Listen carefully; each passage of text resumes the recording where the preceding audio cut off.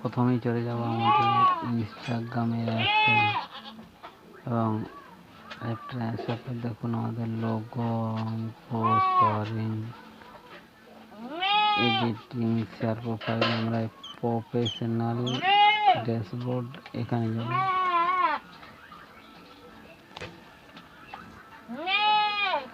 যাওয়ার পর একটু ওয়েট করবে।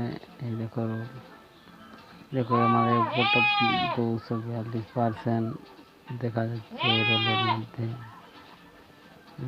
রোড কত ইয়া হয়েছে,